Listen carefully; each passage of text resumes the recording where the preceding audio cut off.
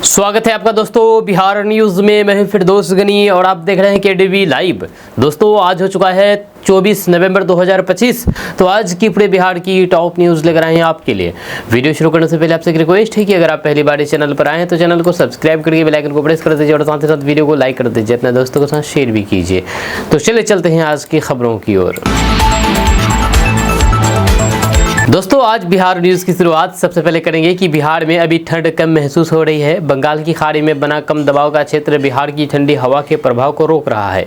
इसी वजह से यहां पर उत्तर पश्चिम से आने वाली ठंडी हवा कम पहुंच पा रही है और फिर कई जगहों पर पूर्वइया हवा चल रही है। जब बिहार में तापमान अभी सामान्य या फिर थोड़ा ज़्यादा बना हुआ है। रात में भी यहाँ उतनी सर्दी नहीं महसूस हो रही है जितनी आमतौर पर इस समय होती है। वहीं पर मौसम विभाग के मुताबिक बंगाल की खाड़ी में बन रहे कम दबाव का असर 27-28 नवंबर तक बना रहेगा। इस दौरान हवा का रुख लगातार बदलता रह सकता है, इसलिए तापमान में बड़ी गिरावट दिसंबर के पहले हफ्ते से पहले होने की संभावना नहीं है। मौसम विभाग का कहना है कि अगले 48 घंटे में रात का तापमान 1-2 डिग्री तक कम हो सकता है, लेकिन दिन के तापमान में अगले 7 दिनों तक कोई भी खास बदलाव होने की संभावना नहीं है।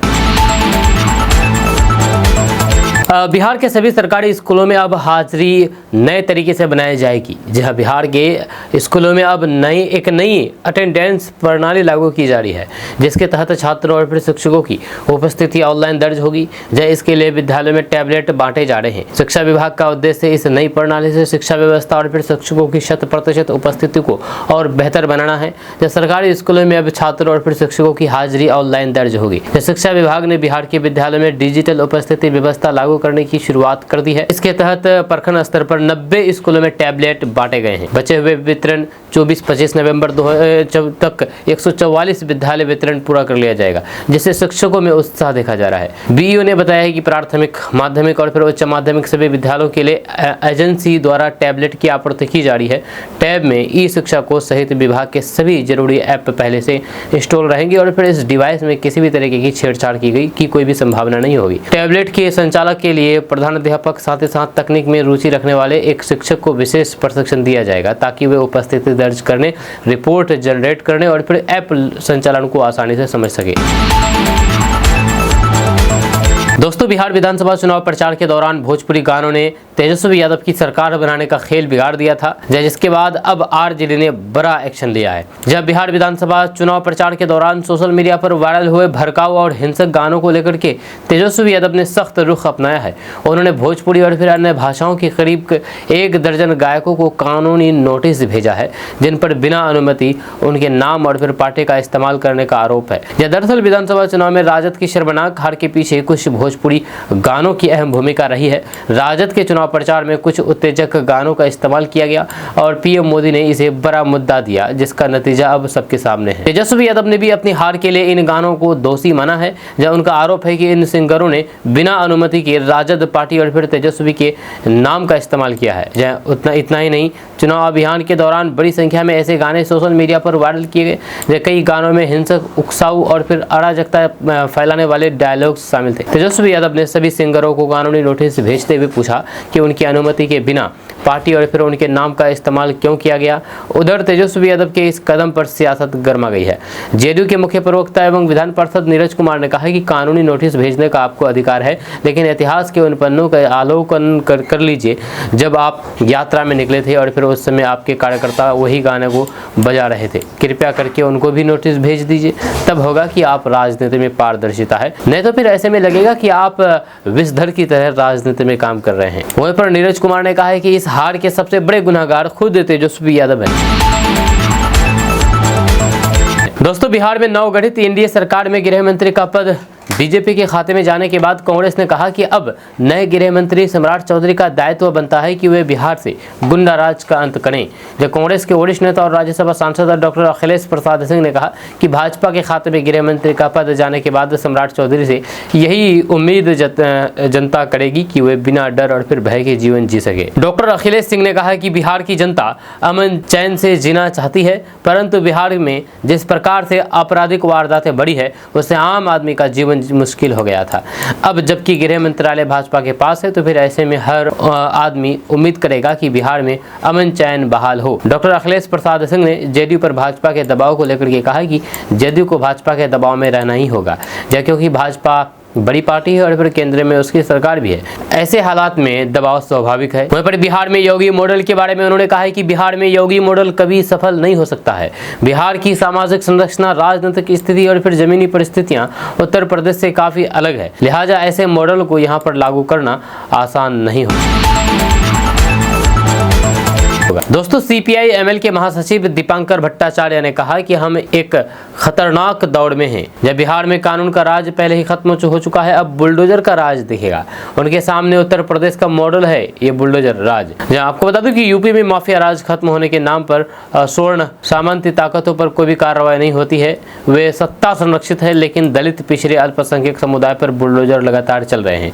बिहार में भी यही होने वाला है, ये कहना है दीपांकर भट्टाचार्य का। जब दीपांकर भट्टाचार्य ने चुनाव में जनता को वादों से ठगे जाने का आरोप लगाते हुए कहा कि एक झटके में 70 लाख लोगों के नाम मतदाता सूची से काट दिए गए, जिनमें 40 लाख नाम बिल्कुल भी गलत तरीके से हटाए गए हैं। साथ ही साथ 20 से 25 लाख नए नाम जोड़ दिए गए हैं।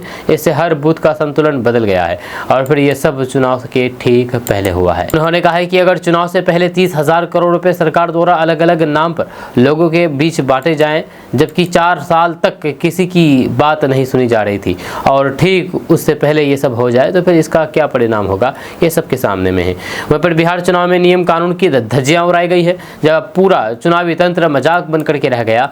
इस बार की सरकार पिछली सरकार नहीं है। वहीं पर नीतीश कुमार केवल मुख्यमंत्री है, गृह मंत्री नहीं, जब उनसे गृह मंत्रालय छीन करके सम्राट चौधरी को दे दिया गया है।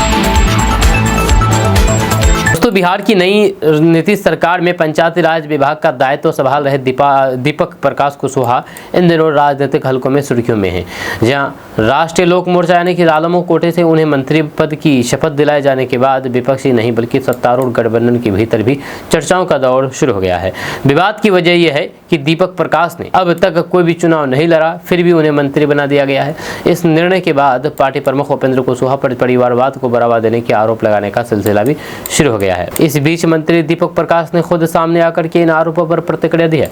जब मीडिया से बातचीत में उन्होंने स्पष्ट कर दिया है कि उन्हें केवल उपेंद्र कुशवाहा के बेटे के रूप में ना देखा जाए, बल्कि उनकी अपनी क्षमता पर भी ध्यान दिया जाए। उन्होंने कहा है कि मेरी राजनीतिक समझ नई नहीं है, बचपन से ही पिता को जनसेवा करते हुए देखा है और फिर राजनीति की बारीकियों को समझा है। जब पिछले 5-6 वर्षों में मैं सक्रिय रूप से राजनीति में कामकाज में से जुड़ा हूँ। मुझे मौका मिला है तो फिर मैं समय दीजिए, फिर अपने काम से साबित करूंगा कि निर्णय लेना गलत नहीं था। हालांकि सोशल मीडिया पर उनके बारे में पहले की जानकारियां बेहद सीमित है। जब उल्टे एक तस्वीर तेजी से वायरल हो रही है जिसमें दावा किया गया है कि दीपक प्रकाश कभी अपनी मां के खिलाफ चुनाव लड़ रहे निर्दलीय प्रत्याशी रामायण पासवान के काउंटिंग एजेंट रह चुके हैं। इस दावे को लेकर भी राजनीतिक बयानबाजी तेज हो गई है। दोस्तों, बिहार में नई आफत मिली है। यहाँ पर माँ के दूध में कैंसर वाला जहर मिला है। बिहार में ये नई संकट अब सामने आया है। दरअसल बात है कि माँ के दूध को नवजात के जीवन की सबसे सुरक्षित और पवित्र पोषण की शुरुआत माना जाता है। अगर उसी में जहर घुल जाए तो फिर क्या हो। जब बिहार में कुछ ऐसा ही मामला सामने आया है। यहाँ पर भूजल प्रदूषण की समस्या अब नवजात बच्चों की पहली सांस और फिर पहली बूंद तक पहुंच चुकी है। जहां प्रतिष्ठित साइंस जर्नल नेचर में छपी एक स्टडी में यानी कि रिसर्च में खुलासा हुआ है कि बिहार के 6 जिलों में हर स्तनपान कराने वाली महिला के दूध में यूरेनियम पाया गया है। ये खोज सिर्फ वैज्ञानिक आंकड़ा नहीं बल्कि उस भयावह सच्चाई की गूंज है कि जहर अब सीधे माँ के आंचल के सहारे बच्चों के शरीर में प्रवेश कर रहा है। जब पटना स्थित महावीर कैंसर संस्थान के डॉक्टर अरुण कुमार और फिर प्रोफेसर अशोक घोष की अगुवाई में नई दिल्ली एम्स के डॉक्टर अशोक शर्मा के सहयोग से अक्टूबर 2021 से जुलाई 2024 के बीच ये अध्ययन यानी कि रिसर्च किया गया। इसके तहत भोजपुर, समस्तीपुर, बेगूसराय, खगड़िया, कटिहार और फिर नालंदा में 17 से 35 वर्ष की उम्र की कुल 40 महिलाओं के स्तन दूध के नमूने जांचे गए हैं। चौंकाने वाली बात यह रही है कि सभी नमूनों में यूरेनियम मौजूद पाया गया है। यहाँ पर गौर करने वाली बात यह है कि किसी भी देश या फिर संस्था की तरफ से माँ के दूध में यूरेनियम की सुरक्षित सीमा निर्धारित नहीं की गई है, यानी कि वैज्ञानिक रूप से इसके लिए कोई भी मात्रा सुरक्षित नहीं मानी जाती है। वहाँ पर रिपोर्ट्स के मुताबिक खगड़िया जिले में सबसे ज्यादा औसतन प्रदूषण दर्ज हुआ है, जबकि नालंदा में सबसे कम। वहाँ पर कटिहार में एक नमूने में सबसे उच्च स्तर पाया गया है। रिसर्च बताता है कि लगभग 70% शिशु ऐसे स्तर के संपर्क में आए हैं जो गंभीर गैर कैंसर जन्य स्वास्थ्य जोखिम पैदा कर सकते हैं।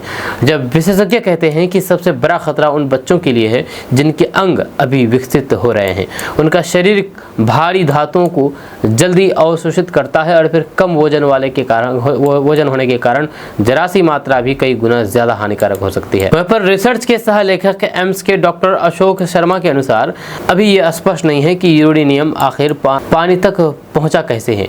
जो उन्होंने कहा है कि हम स्रोत नहीं जानते, या जियोलॉजिकल सर्वे ऑफ इंडिया भी इसकी वजह का पता लगा रहा है, लेकिन ये तथ्य है कि यूरेनियम फूड चैन में प्रवेश कर चुका है और फिर ये कैंसर, यूरोलॉजिकल बीमारियों और फिर बच्चों के विकास पर असर डाल रहा है, जो कि बेहद गंभीर चिंता का विषय है।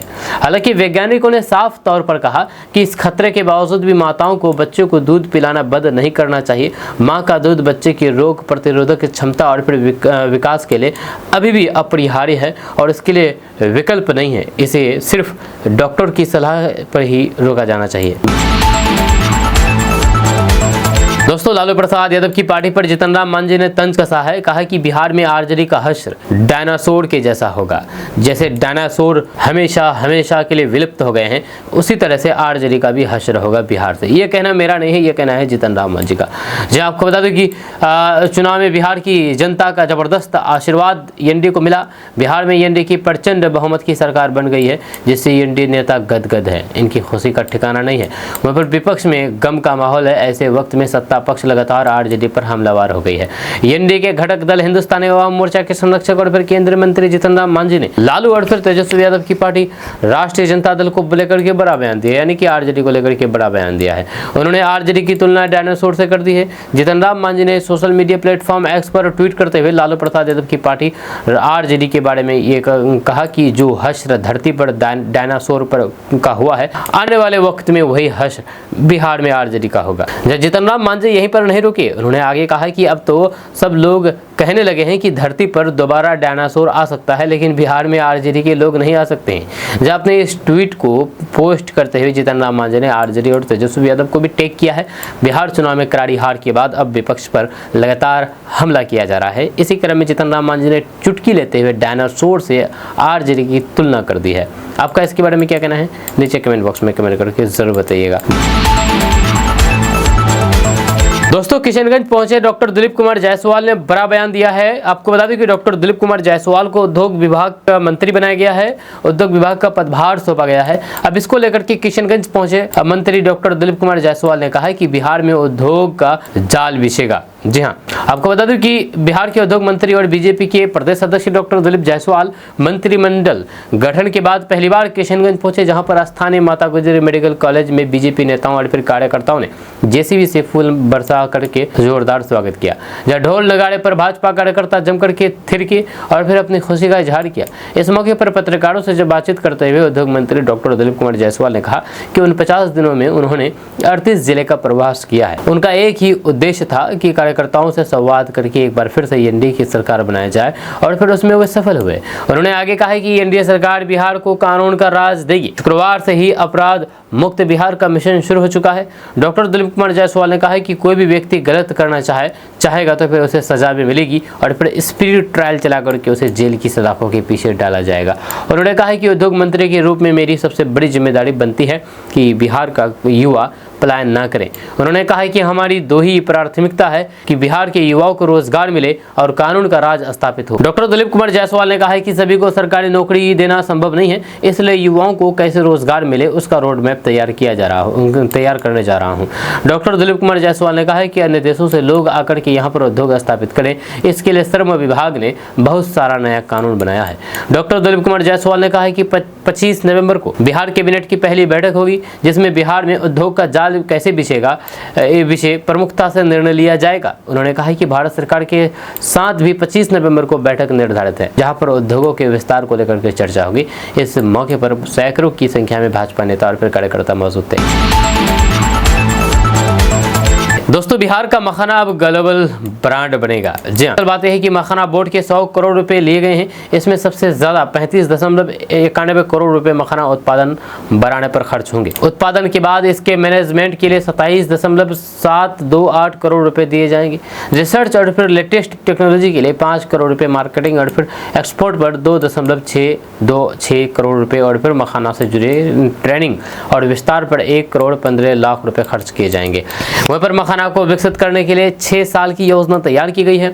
2025-26 से 2030-31 तक इसे विकसित करने का प्लान बनाया गया है। इस दौरान मखाना पर 476 करोड़ रुपए खर्च होंगे, जब पूरी राशि केंद्र सरकार की ओर से दी जाएगी। वहाँ पर बिहार में मखाना का हाई क्वालिटी वाले बीज का प्रोडक्शन और फिर डिस्ट्रीब्यूशन किया जाएगा। साइंटिफिक तरीके से इसकी खेती की जाएगी। घरेलू और फिर एक्सपोर्ट बाजारों में बिहार मखाना को वैश्विक ब्रांड के रूप में स्थापित किया जाएगा। दोस्तों, बिहार विधानसभा चुनाव में जनसुराज पार्टी को एक भी सीट जीत न मिलने और फिर एनडीए की प्रचंड जीत के बाद चुनावी रणनीतिकार से नेता बने प्रशांत किशोर ने अपना मौन तोड़ते हुए पहला इंटरव्यू दिया। इस दौरान उन्होंने अपनी हार के कारणों, विपक्ष की रणनीति पर तीखे सवाल उठाए हैं और भविष्य की योजनाओं के बारे में खुलकर के बात की है। प्रशांत किशोर ने स्वीकार किया है कि चुनाव के नजरिए से जनसुराज को बहुत कुछ हासिल नहीं हुआ है, जहाँ उनकी पार्टी को राज्य में यानी कि बिहार में रजिस्टर्ड क्षेत्रीय पार्टी की पहचान के लिए जरूरी 6% वोट भी नहीं मिल सकी है। प्रशांत किशोर मानते हैं कि उनकी सबसे बड़ी नाकामी ये रही है कि वे जंगल राज के डर से, बीजेपी, जेडीयू और फिर बीजेपी के डर से लालू को वोट देने की प्रक्रिया को तोड़ नहीं पाए हैं। उन्होंने सरकार पर तो हमला बोला ही, इसके साथ ही उन्होंने विपक्ष की ओर भी निशाना साधते हुए अपने आगे के प्लान और फिर दर्द के बारे में बताया है। प्रशांत किशोर ने बिहार में विपक्षी पर निशाना साधा है। उन्होंने कहा है कि जो दल ईवीएम में धांधली की बात करते हैं वे ही उसी ईवीएम से चुनाव लड़ने जा रहे हैं, जो नहीं चल सकता। उनका कहना है कि अगर चुनाव आयोग या फिर ईवीएम को लेकर की शिकायत है तो फिर इस पर व्यापक जन आंदोलन करने की जरूरत है, ना कि सिर्फ शिकायत करते रहने की। प्रशांत किशोर ने अपनी हार को निजी तौर पर बड़ा झटका बताया है, लेकिन हार नहीं मानी है। उन्होंने कहा है कि ये किसी परीक्षा के लिए पूरी तैयारी करके भी हार जाना है। हालांकि उनके मन में एक बार भी राजनीति छोड़ने का विचार नहीं आया। उन्होंने वापस समाज में जाने और फिर सरकार की जवाबदेही तय करने की बात भी कही है। प्रशांत किशोर ने कहा है कि बिहार में मैंने अपना सब कुछ झोंक दिया है, इसके बावजूद भी सफलता नहीं मिली है, तो फिर ये मेरे लिए बहुत बड़ा दर्द है। दोस्तों, तेज प्रताप यादव चुनाव हारने के बाद एक बिल्कुल नए अवतार में दमदार वापसी कर रहे हैं। जब मई 2025 में पारिवारिक कलह के बाद जिसमें उन्हें पार्टी से निकाल दिया गया था, तेज प्रताप यादव ने बिहार विधानसभा चुनाव लड़ने के लिए जनशक्ति जनता दल नाम से अपनी राजनीतिक पार्टी बनाई। हालांकि उनके राजनीतिक सफर में कई रुकावटें आई है, लेकिन अब तेज प्रताप यादव ने अपना ध्यान ब्लॉगिंग की अपनी जड़ों की ओर केंद्रित कर लिया है। जहाँ ब्लॉगिंग, तेज प्रताप यादव ने महुआ सीट से चुनाव लड़ा, लेकिन जीत हासिल नहीं कर पाए और तीसरे स्थान पर रहे। जहाँ उनकी पार्टी के उम्मीदवार भी सभी सीटों पर हार गए। 14 नवंबर को घोषित नतीजों ने उनकी राजनीतिक आकांक्षाओं को करारा झटका दिया है। जब कुछ ही दिनों बाद 17 नवंबर को तेज प्रताप यादव ने TY ब्लॉग नाम से एक नया यूट्यूब चैनल लॉन्च किया। चैनल पर अपने पहले वीडियो में तेज प्रताप यादव एक डेयरी मिल्क उत्पादन कारखाने का आकर्षक और फिर व्यवहारिक दृश्य प्रस्तुत करते हैं। वे दूध की पैकेजिंग, प्रसंस्करण और फिर उत्पादन की पूरी प्रक्रिया को सरल और फिर सुलभ तरीके से समझाते हैं। वहाँ पर 23 नवंबर तक इस वीडियो को 50,000 से ज़्यादा बार देखा जा चुका है और फिर 3,000 से ज़्यादा लाइक मिल चुके हैं और फिर कई दर्शकों ने कंटेंट निर्माण के उनके अनोखे तरीके से की तारीफ भी की है। जहाँ उन्होंने अपने चैनल के बारे में बताते हुए लिखा है कि तेज प्रताप यादव का TY ब्लॉग का एक ऐसा चैनल है जो कि बिहार की सुंदरता, संस्कृति और फिर छिपे हुए रत्नों को जानने के लिए समर्पित है। साथ ही साथ आपको तेज प्रताप यादव की रोजमर्रा की जीवन शैली की प्रामाणिक झलक भी देता है, जो गाँव के जीवन और फिर स्थानीय परंपराओं से लेकर के यात्राओं, खान पान, त्योहारों और फिर पर्दे के पीछे के अनोखे पलों तक ये चैनल आपको पहले से कहीं ज्यादा असली बिहार के करीब लाता है। दोस्तों, बीजेपी के प्रदेश अध्यक्ष डॉक्टर दिलीप कुमार जायसवाल के मंत्री बनने के बाद से ही सोशल मीडिया पर अगले यानी कि नए प्रदेश अध्यक्ष के नाम पर अटकलें शुरू हो गई है। एक आदमी एक पद पर आमतौर पर अमल करने वाली बीजेपी के राष्ट्रीय अध्यक्ष का चुनाव लगभग 3 साल से टल रहा है। 2024 के जनवरी में मौजूदा अध्यक्ष JP नड्डा का कार्यकाल पूरा हो रहा था, लेकिन लोकसभा चुनाव के लिए उन्हें मिला कार्यकाल विस्तार कैन प्रकरण बढ़ाता ही जा रहा है। ऐसे में भाजपा बिहार में आनन फानन में या फिर जल्दबाजी में नया प्रदेश अध्यक्ष बनाएगी, इसकी संभावना ना के बराबर है। राष्ट्रीय अध्यक्ष के चुनाव के बाद बदलाव हो सकता है। फिर भी भाजपा के बारे में सोशल मीडिया पर लिखने वाले दावे और फिर समीकरण के साथ नए नामों की चर्चा कर रहे हैं। चल रहे नाम में एक नाम तो पूर्व CM जगन्नाथ मिश्रा के बेटे नीतीश मिश्रा का है, जिनको इस बार मंत्री नहीं बनाया गया है। नीतीश मिश्रा कैबिनेट के 26 मंत्रियों में मंगल पांडे ब्राह्मण से इकलौते मंत्री हैं। वहीं पर नीतीश कुमार की पार्टी JDU से पहली बार मंत्री बने नीतीश मिश्रा 2015 में भाजपा में शामिल हुए थे, जब पिछले सरकार में भी वह उद्योग मंत्री थे, जो कि विभाग अब दिलीप जायसवाल को दे दिया गया है। वहीं पर अपने पिता जगन्नाथ मिश्रा की सीट झंझारपुर से 5वीं बार जीते नीतीश मिश्रा की चिंता करने वाले कह रहे हैं कि पार्टी ने उनके बारे में कुछ बड़ा सोचा है, इसलिए अभी मंत्रिमंडल से ड्रॉप कर दिया गया है। मिथिला की 37 सीटों में 31 सीटें एनडीए के पास आई है। दरभंगा मधुबनी की 20 में से 19 सीटों पर महागठबंधन को हार मिला है।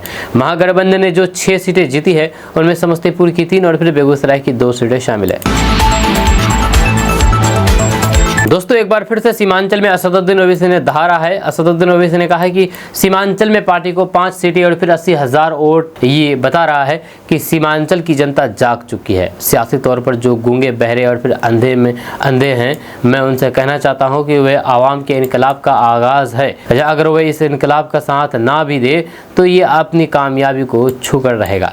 असदुद्दीन ओवैसी ने आगे कहा है कि एक वोट जो पतंग छाप पर पड़ा है वह इसलिए पड़ा है क्योंकि जनता को भरोसा है ये हमारी लड़ाई लड़ने वाली पार्टी है। ये जनता की समस्याओं से समझौता करने वाली पार्टी नहीं है। पार्टी के 500 विधायक पार्टी के विधानसभा के साथ साथ बिहार की जनता की आवाज को उठाएंगे। मैं हर 3 से 6 महीने पर आकर के आपसे मुलाकात करता रहूंगा। वहीं पर बिहार विधानसभा चुनाव से पहले एआईएमआईएम के प्रदेश अध्यक्ष अख्तरुल इमान ने आरजेडी के अध्यक्ष लालू प्रसाद यादव को पत्र लिखकर के महागठबंधन के साथ चुनाव लड़ने की गुजारिश की थी। आरजेडी की ओर से कोई भी जवाब नहीं मिलने के बाद एआईएमआईएम अकेले चुनाव लड़ी थी। वहीं पर सीमांचल में अररिया, कटिहार, किशनगंज और पूर्णिया जिले आते हैं। एआईएमआईएम ने अररिया जिले के जोकीहाट विधानसभा, किशनगंज जिले का बहादुरगंज और फिर कोचाधाम विधानसभा और फिर पूर्णिया जिले के अमोर 22 विधानसभा सीटों पर जीत दर्ज की। दोस्तों गृह मंत्री बनने के बाद आखिर सम्राट चौधरी की सैलरी कितनी हुई है, चलिए इसके बारे में थोड़ी जानते हैं। तो आपको बता दूं कि बिहार की राजनीति इन दिनों एक नए मोड़ से गुजर रही है। करीब 2 दशक तक गृह मंत्रालय संभालने वाले नीतीश कुमार से ये जिम्मेदारी अब सम्राट चौधरी को मिल चुकी है। उनकी छवि तेज, दो टूक और फिर आक्रामक मानी जाती है। लेकिन असली सवाल यह है कि गृह मंत्री बनते ही उनकी सैलरी में कितना इजाफा हुआ है। क्या यह एमएलए की सैलरी से बहुत ज़्यादा है? इनके जिम्मे अब कानून व्यवस्था की बड़ी कुर्सी है, लेकिन उतनी ही चर्चित है उनकी बढ़ी हुई तनख्वाह। आइए इसके बारे में समझते हैं। तो आपको बता दूं कि बिहार के मुख्यमंत्री सचिवालय की वर्तमान सैलरी संरचना के अनुसार किसी भी मंत्री को हर महीने 65,000 रुपये का मूल वेतन मिलता है। इसके साथ 70,000 रुपये का क्षेत्रीय भत्ता अलग से जुड़ता है, यानी कि ये दोनों मिलाकर के 1,35,000 रुपये की तय मासिक राशि होती है। इसके अलावा 3500 रुपये का दैनिक भत्ता भी रोजाना मिलता है। मंत्री के रूप में मिलने वाले गेस्ट अलाउंस भी तय है। राज्य मंत्रियों के लिए 29,500 रुपये और फिर उप राज्य मंत्रियों के लिए 29,000 रुपये तय किए गए हैं। वहीं पर इन बढ़ी हुई सैलरी और फिर भत्तों का कारण अप्रैल 2025 में हुई वह कैबिनेट बैठक है, जिसमें सरकार ने मंत्रियों के वेतन और फिर भत्तों को 30% बढ़ाने का फैसला लिया था।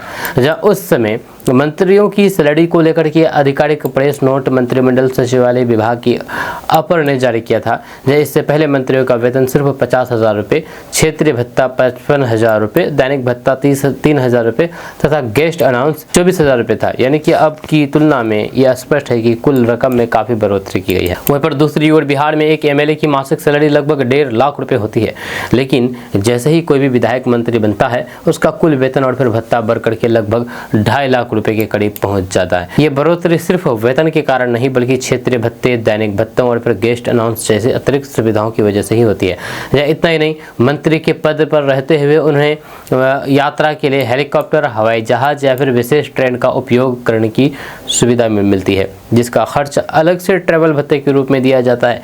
यह सुविधा सामान्य विधायकों को नहीं मिलती है। वह पर साफ है कि गृह मंत्री बनने के बाद सम्राट चौधरी की सैलरी न केवल एमएलए से अधिक है बल्कि अवसर, सुविधाएं और फिर प्रोटोकॉल भी कई गुना बढ़ जाते हैं। राजनीतिक जिम्मेदारी तो बड़ी है और उसी अनुपात में मिलने वाली सुविधाएं भी बढ़ गई है।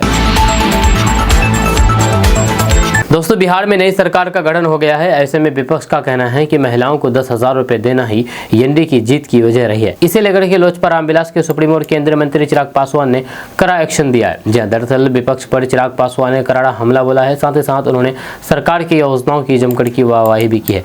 दरअसल एक मीडिया चैनल से बातचीत करते हुए चिराग पासवान ने कहा है कि विपक्ष के साथ सबसे बड़ी समस्या यह होती है कि वे कई तरह के बहाने ढूंढती है। इस कारण हो गया तो उस कारण हो गया। जहाँ चुनाव में हार को लेकर के और फिर जनता ने ऐसा क्यों उन्हें नकार दिया, इसे लेकर के विपक्ष आत्ममंथन नहीं करती है, या कहाँ चूक हो गई उसके बारे में नहीं सोचते हैं। इस तरह से चिराग पासवान ने इस सवाल का जवाब देते हुए विपक्ष पर जबरदस्त निशाना साधा। बिहार वासियों के लिए बड़ी खुशखबरी सामने आई है। बिहार के अब जितने भी ग्रामीण सड़कें हैं, यानी कि आपके गांव में जो सड़कें हैं और कच्ची है, तब अब आपको वो सड़क कच्ची नहीं मिलेगी, क्योंकि बिहार की सभी ग्रामीण सड़कें, कच्ची सड़कें अब जल्द ही पक्की होने वाली है। तो ऐसे में अगर आपके गाँव में भी सड़कें कच्ची है और आप परेशान हो गए हैं, नहीं बन रहा है, तो अब आपको परेशान होने की ज़रूरत नहीं है। बहुत जल्द आपके गाँव की कच्ची सड़कें पक्की होने वाली है। जी हाँ, बिहार में नई सरकार बनने के साथ ही विकास कार्यों की रफ्तार बढ़ गई है।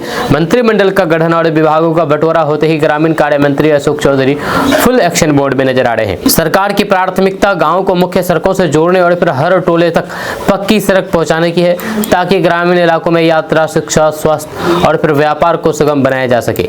मंत्री अशोक चौधरी ने बड़ा ऐलान करते हुए कहा कि जिन गाँव के टोलों में अब तक पक्की सड़क नहीं बन पाई है, वहां सरकार खुद जमीन लेने के लिए आगे आएगी। ग्रामीणों की जमीन को लीज पर लेकर के सड़क निर्माण कराया जाएगा, जहां इससे कोई भी टोला सड़क से वंचित ना रहे। जब वर्षों से अटके इन क्षेत्र में अब सड़क निर्माण कार्य तेजी से शुरू होने वाले हैं। दरअसल मुख्यमंत्री ग्राम संपर्क योजना साल 2013 में शुरू की गई थी। इस योजना के तहत टोलों को मुख्य सड़क से जोड़ने के लिए व्यापक सड़क नेटवर्क तैयार किया गया। 70% से अधिक काम पूरा हो भी चुका है, लेकिन जहां पर जमीन उपलब्ध नहीं थी, वहां सड़कों का निर्माण शुरू हो गया था। मंत्री के नए निर्णय के बाद वे सभी बचे हुए टोले भी सड़क से जुड़ जाएंगे, जिससे ग्रामीण संपर्क व्यवस्था पूरी तरीके से सुदृढ़ हो जाएगी। वहीं पर ग्रामीण टोला संपर्क निश्चय योजना के तहत अभी तक लगभग 3968 किलोमीटर सड़कों का निर्माण पूरा हो गया है। जब वहीं पर मुख्यमंत्री ग्राम संपर्क योजना के तहत कुल 42,222 किलोमीटर सड़कों के निर्माण का लक्ष्य रखा गया था। अब बचे हुए हिस्सों को पूरा करने की तैयारी अंतिम चरण में है। यही नहीं, सरकार ने सड़क नेटवर्क की गुणवत्ता को भी अपग्रेड करने का निर्णय लिया है। जिन प्रखंड मुख्यालय को जिला मुख्यालय से जोड़ने वाली सड़कें अभी 1 लेन में हैं, उन्हें 2 लेन में बदलने की योजना तैयार हो चुकी है। इससे आवागमन तेज और सुरक्षित होगा, साथ ही साथ ग्रामीण अर्थव्यवस्था को भी गति मिलेगी। वहीं पर बिहार सरकार ने सड़क रखरखाव के लिए OPRMC लागू किया है। OPRMC यानी कि output of performance based road maintenance contract, जिसके तहत सड़क की गुणवत्ता की नियमित मॉनिटरिंग की जा रही है। जूनियर इंजीनियर और फिर असिस्टेंट इंजीनियर भी निगरानी के लिए मैदान में तैनात रहेंगे, ताकि निर्माण और फिर रखरखाव में किसी भी तरीके की लापरवाही ना हो। वहीं पर नई सरकार के आते ही चुनाव के दौरान रुके हुए सभी विकास कार्यों में तेजी दिखाई दे रही है। जब विभाग के अनुसार मंजूरी, फंड रिलीज और फिर कार्य प्रारंभ, तीनों प्रक्रियाएं सक्रिय हो चुकी है। जब ग्रामीण इलाकों में सड़क को लेकर के सबसे अधिक उम्मीदें थी और फिर मंत्री अशोक चौधरी के एक्शन में आने से सभी की नजर अब सड़क निर्माण की स्पीड पर टिकी हुई है। इधर राजनीतिक हलकों में भी विकास कार्यों की चर्चा खूब हो रही है। दोस्तों, किशनगंज शहर के बस स्टैंड के पास स्थित टाउन हॉल और आश्रय स्थल परिसर में गंदगी फैलने से ग्रामीण परेशान हो चुके हैं। गंदगी अब बड़ा मुद्दा बन चुकी है। नगर परिषद की लापरवाही के आरोपों के बीच यहां पर कचरे का ढेर दिन प्रतिदिन बढ़ता जा रहा है। प्लास्टिक, गीला कचरा, भोजन के अवशेष और फिर पुराने कागजात खुले में पड़े हैं, जिसके कारण पूरे इलाके में तेज दुर्गंध फैल गई है। इससे यात्रियों, दुकानदारों और फिर आश्रय स्थल में रहने वाले बेघर लोगों की मुश्किलें बढ़ गई है। स्थानीय लोगों ने बताया है कि पिछले कई महीने से सफाई व्यवस्था पूरी तरीके से बदहाल है। या सफाई कर्मचारी कभी कभार आते हैं और सिर्फ ऊपर कचरा हटा करके चले जाते हैं, लेकिन पूरे प्रांगण की सही सफाई नहीं होती है। बस स्टैंड के एक चाय दुकानदार ने बताया है कि अब तो ऐसी स्थिति है कि बदबू के कारण ग्राहक तक बैठ नहीं पाते हैं। जब रुमाल लगा करके चाय पीनी पड़ती है। कई बार शिकायत करने के बावजूद भी इस पर ठोस कदम नहीं उठाया जाता है। वहाँ पर सबसे अधिक परेशानी आश्रय स्थल में रहने वाले बेघर लोगों को हो रही है। कचरे के ढेर के बगल में बने कमरों में रहना स्वास्थ्य जोखिम से भरा है।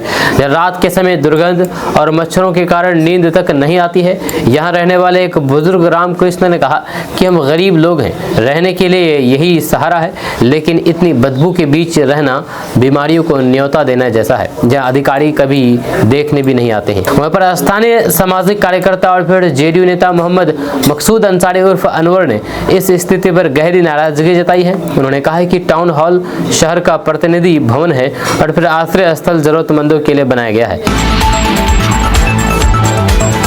दोस्तों इस वीडियो में हम लोग बात करने वाले हैं बहादुरगंज विधायक तौसीफ आलम साहब के बारे में। AIMIM के नवनिर्वाचित विधायक तौसीफ आलम साहब की जीवनी के बारे में बात करेंगे। उनके जीवन से जुड़ी हुई कुछ अनसुलझी, अनकही, अनदेखी या फिर अनसुनी बातों को आपके साथ शेयर करेंगे। तो ऐसे में अगर आप किशनगंज के रहने वाले हैं तो आप इस वीडियो को जरूर देखिए और बहादुरगंज विधायक तौसीफ आलम साहब के बारे में जानिए। तो चलिए बात करते हैं। तो आपको बता दूं कि बहादुरगंज विधायक तौसीफ आलम का जन्म 1 जनवरी 1980 को बिहार के किशनगंज जिले के गांव गरगांव मिलिक में हुआ है, जब उनके पिता का नाम जमशेद आलम है। जब उन्होंने 10वीं की परीक्षा पास की है 1996 में बिहार मदरसा शिक्षा बोर्ड से, वहीं पर वे विवाहित है यानी कि शादीशुदा है। साल 2013 में उन्होंने अपना तराना अस्फी से विवाह किया है। उनकी आय, संपत्ति और फिर कर्ज की जानकारी उम्मीदवार हल्फनामे में दर्ज है, जिसमें बताया गया है कि उनके पास कृषि भूमि आदि भी है। वहीं पर राजनीति में प्रवेश के बारे में अगर बात किया जाए तो तौसीफ आलम ने 1998 में राजनीति में सक्रियता दर्ज की है। वहीं पर पहली जीत के बारे में अगर बात की जाए तो फरवरी 2005 विधानसभा चुनाव में हुए बगैर किसी बड़े दल का टिकट लिए आजाद उम्मीदवार के रूप में यानी कि निर्दलीय के रूप में बहादुरगंज सीट से जीत गए थे। जब उस समय उनकी उम्र मात्र 26 साल थी, जो उन्होंने विधानसभा में सबसे कम उम्र में जीत दर्ज करते हुए साबित की है। वहीं पर उसी साल अक्टूबर नवंबर में हुए चुनाव में कांग्रेस के टिकट से फिर से उन्होंने जीत दर्ज की। बाद में 2010-15 में लगातार इस सीट से विजयी रहे। वहीं पर साल 2025 के चुनाव में उन्होंने ऑल इंडिया मजलिस इत्तेहादुल मुस्लिमीन यानी कि AIMIM के टिकट से चुनाव लड़ा और जीत गए। जब विधानसभा प्रतिनिधित्व के बारे में अगर बात किया जाए तो बहादुरगंज विधानसभा क्षेत्र से उनका नामांकन, विधानसभा प्रतिनिधित्व के बारे में अगर बात किया जाए तो बहादुरगंज विधानसभा क्षेत्र से यानी कि किशनगंज जिले के बहादुरगंज विधानसभा क्षेत्र से उनका नामांकन सीरियल नंबर 1 AIMIM के रूप में हुआ और उन्होंने चुनाव लड़ा और चुनाव जीत गए। जब प्रमुख उपलब्धियों और पहल के बारे में अगर बात किया जाए तो तौसीफ आलम ने किशनगंज बहादुरगंज इलाके में ग्रामीण मुद्दों जैसे कि सड़क, शिक्षा, सिंचाई एवं अल्पसंख्यक कल्याण पर काम करने की बात की है। उन्होंने सीमांचल क्षेत्र में विकास विहीनता पर लगातार आवाज उठाई है। वहीं पर विशेष रूप से मुस्लिम बहुल इलाकों में विकास के अभाव को अपनी चुनावी प्रमुखता बताई है। वहीं पर स्थानीय स्तर पर उनका जनसंपर्क और फिर बूथ मैनेजमेंट काफी सक्रिय रहा है, जहां पर जनसभाएं, नुक्कड़ सभाओं और फिर कार्यकर्ता मिलन से उनकी पैठ गहरी मानी जाती है। वहीं पर बहादुरगंज क्षेत्र में राजनीतिक समीकरण बदलते रहे हैं, जिसमें पार्टी बदलाव, गठबंधन, उलटफेर और फिर मतदाताओं का दबदबा मूड शामिल है। इन परिस्थितियों में लगातार जीत दर्ज करना आसान बात नहीं है। उनकी शिक्षा प्रमाण पत्र एवं सफाई प्रक्रिया को लेकर के मीडिया में चर्चा भी रही है। वहीं पर विकास विहीनता एवं सामाजिक आर्थिक मुद्दों के मामले में जनता की उम्मीदें बहुत बढ़ गई है। ऐसे में उन्हें जमीन पर ठोस काम करके दिखाना होगा। वहीं पर तौसीफ आलम एक ऐसे नेता है जिन्होंने किशनगंज बहादुरगंज के सीमांचल इलाके में लंबे समय से राजनीति की है। उन्होंने कम उम्र में ही संघर्ष यात्रा शुरू की थी और अब AIMIM जैसे नए प्लेटफॉर्म से 2025 के चुनाव में अपनी ताकत आजमाएं और जीत हासिल की। आपका इसके बारे में क्या कहना है नीचे कमेंट बॉक्स में कमेंट करके जरूर बताइएगा।